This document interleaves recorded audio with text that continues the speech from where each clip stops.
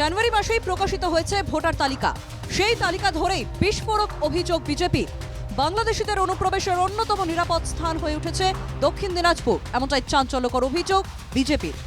অনুপ্রবেশ নিয়ে বিজেপির অভিযোগ, জেলায় অনেক বাংলাদেশি অনুপ্রবেশকারী লুকিয়ে রয়েছে। কুমারগঞ্জ, বালুরঘাটে অনুপ্রবেশকারীর সংখ্যা সবচেয়ে বেশি। অনুপ্রবেশকারীরা ভারতীয় নথি তৈরি করেছে। অনেকের নাম উঠেছে ভোটার তালিকায়। বেআইনিভাবে ভারতে বসবাস করছে রোহিঙ্গারা।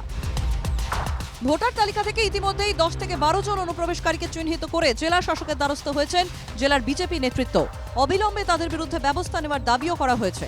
আমাদের পার্টির তরফ থেকে প্রায় 10-12টিরও বেশি নাম, যাদের নামটা সন্দেহজনক এবং আমাদের কাছে নির্দিষ্ট খবর আছে সূত্রের মারফত যে এরা বাংলাদেশ থেকে এসে এখানে নাম তুলেছে, তার লিস্ট আমরা জেলা সমাহর্তার নিকট অর্থাৎ জেলা ম্যাজিস্ট্রেটের কাছে আমরা তুলে দিয়েছি। দক্ষিণ দিনাজপুরের জেলা শাসক তথা জেলার মুখ্য নির্বাচনী আধিকারিক জানিয়েছেন, নির্বাচন কমিশনের বিধি অনুযায়ী ব্যবস্থা নেওয়া হবে। এনকোয়ারি করা হবে।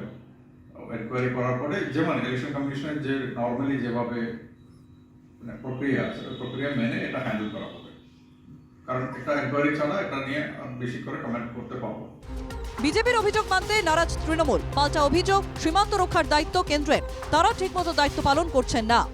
বর্ডার রক্ষা করার দায়িত্ব কেন্দ্রীয় সরকারের এবং কেন্দ্রীয় সরকারের স্বরাষ্ট্রমন্ত্রীর অধীনে বিএসএফের দোষটা আমাদের রাজ্যের ঘাড়ে চাপিয়ে দিয়ে কোনো লাভ নেই।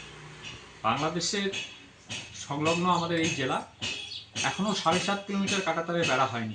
জেলা শাসকের পক্ষ থেকে জানা যায় তিনি লিখিত অভিযোগ পাননি, মৌখিক একটি অভিযোগ পেয়েছেন। সেই নির্বাচনের গাইডলাইন অনুসারে বিষয়টি তদন্ত শুরু করা হবে। দক্ষিণ দিনাজপুর থেকে সন্তু দাসের রিপোর্ট, এনকেটিভি বাংলা। সন্তু দাসের রিপোর্ট, এনকেটিভি বাংলা।